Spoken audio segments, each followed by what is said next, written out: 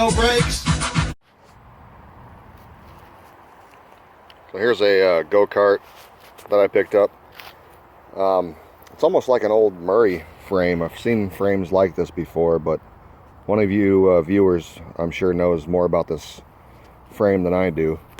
For some reason, up here in Michigan, everybody puts these wrong wheels and tires on these go-karts. These are definitely not made for a go-kart. But everybody seems to put those on up here. This thing is a basket case. I don't know what this setup right here is about. It looks like someone just welded these tabs on for gas and brake pedals. Steering wheel is correct. The seat is broken. It looks like there's a seat rail for adjusting, and it's broke there on the side. It's just screwed in. So I don't know what that's going to take to get fixed. There's a 12 tooth. This clutch is not ideal for this big heavy cart, and that looks like a 25 tooth sprocket down there.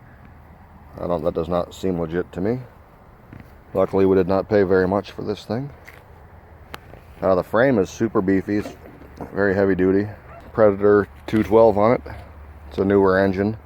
I'm assuming with the sprocket and the clutch setup, they did not have too much fun with a go-kart like this. The frame is definitely set up for a fun machine, but everything else on it is wrong. Tires in the back aren't bad. They're ag tires. They're pretty heavy for a go-kart. I like the aggressive tires, but those are just heavy ag tires. We might leave them on there. We'll just have to see if we can get the ratio, maybe get a better clutch for it to push these huge tires, and then get the correct rims and tires up front. We'll have to get this cleaned off and I'm sure painted. It does, the engine I think does run. I don't know if it's been sitting outside for a while.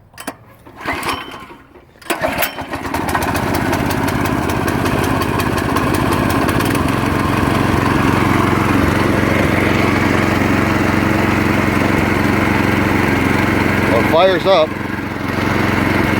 Sure, it still has the governor on it.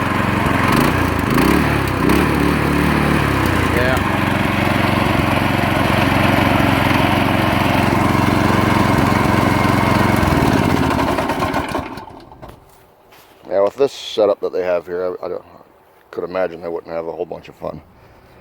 That sprocket looks very small for this. Probably have some top end once it gets up there, but with this heavy setup, wouldn't it take forever to get up to speed, it seems like.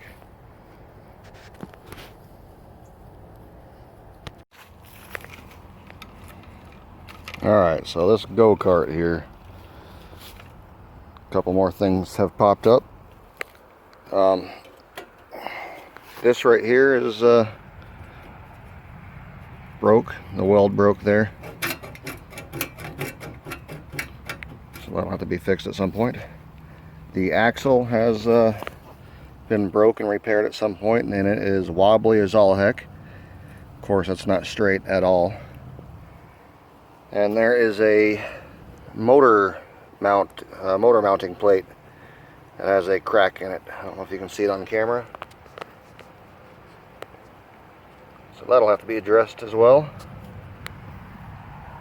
Started the motor up and there was a lot of vibration. There are those rubber mounts. I don't know if that's smart to have those there or not. But, I mean, look at this. There's no way that would have held a chain on there. These guys must have had no fun on this thing. Look at that. Would have never held a chain on. So yeah, little things like that will make or break someone's go-karting experience. A bunch of little stuff like that all added up. Like I said, luckily we didn't pay very much for this thing.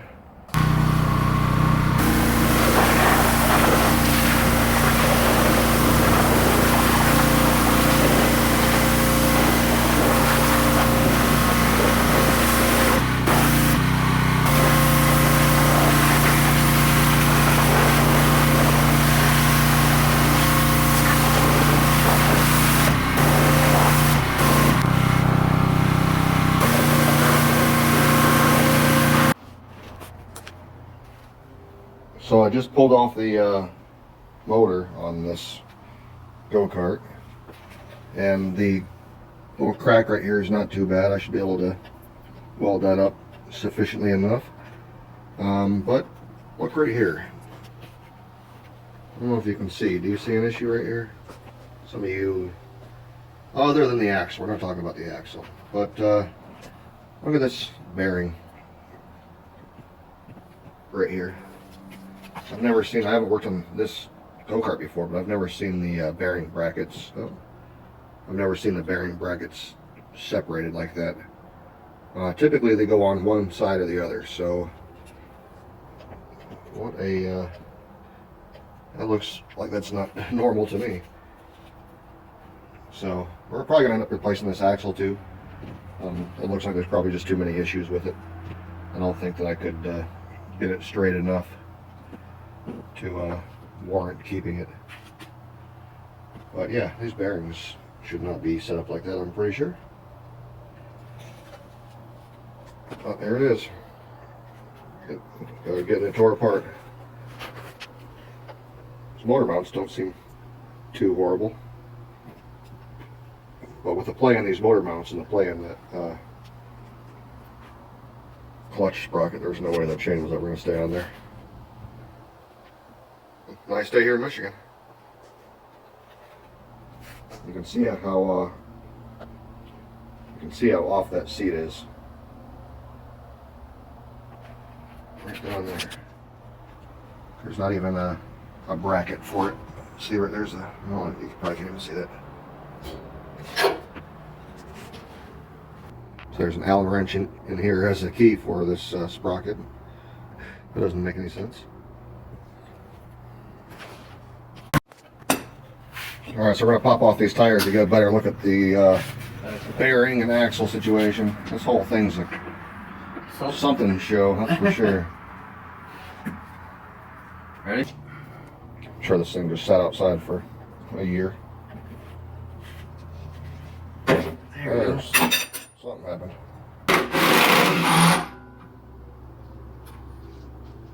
Sweet. Off. Good. Pretty easy.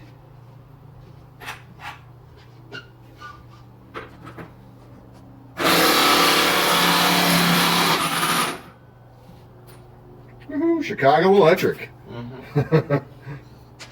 Harbor Freight.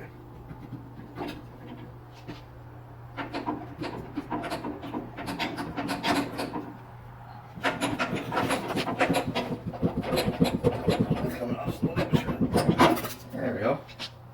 Is there a key in that? Yeah. Or is it stuck in the hub? Weird. Is Okay. it circular key? That's just not the right stuff. It's not going to have full good contact. It's just going to mess up your keyway. Stupid people. I wonder if they have the same situation over here. That's why you keep some key stock in stock.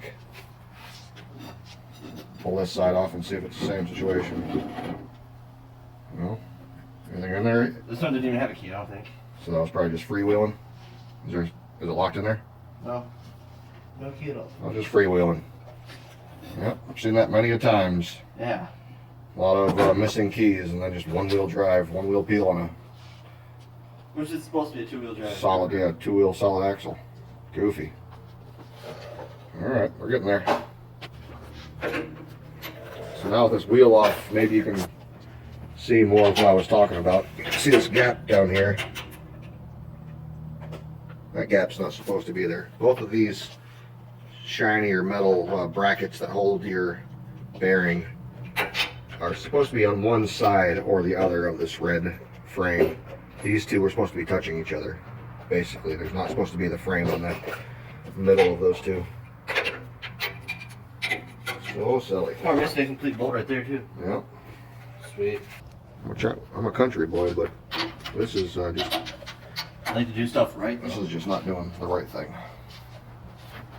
Difference between being country and doing stuff right. So with this being all separated and loose, it messed up the threads on the bolt, and it's gonna have to be cut off. So that's where we're at now.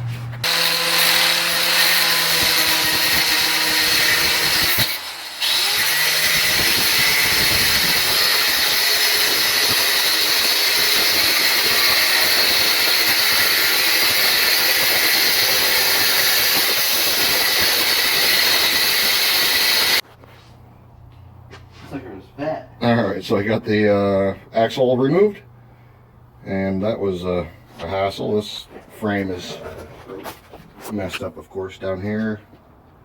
99% sure this is supposed to connect to this, and there's nothing, not even a third place over here to put a bolt, so I might just have to hack this off and get new brackets, Refabricate. or fix this one, or fix both of these, you know.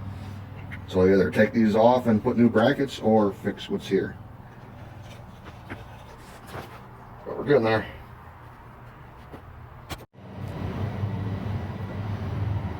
Hey, this is Tony, and working on this little go-kart with the Predator engine. Someone has messaged me and told me that they think it is a Yerf Dog 3020. So if anybody else can corroborate that, they said it's a Yerf Dog 3020. The rear axle is 1 inch on that. The front spindles are 3 inches long by 5/8 inch. And this is what came on here, so of course those are not the right wheels for this. This is like a hand truck tire or something. Some kind of cart tire, not like a go-kart, but like a parts cart or something. But if somebody has the correct wheel and tire size for the front of this, let me know, please. These are really small. That's the layout of the cart.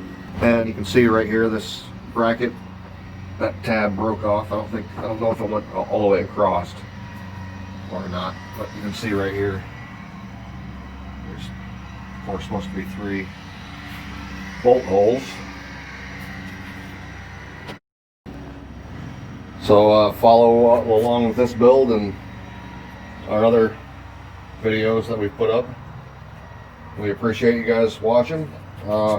Comment if you know what wheel and tire that would take. There's a sprocket coming for the axle. We're going to try to get this straight. When we bought the cart, this axle's not 100% straight, so you could tell when you pushed it that back tire would wobble. So we're going to try to fix that. I don't like throwing anything away and just buying new if I can repair that, so give that a go. So yeah, consider subscribing, giving this video a like,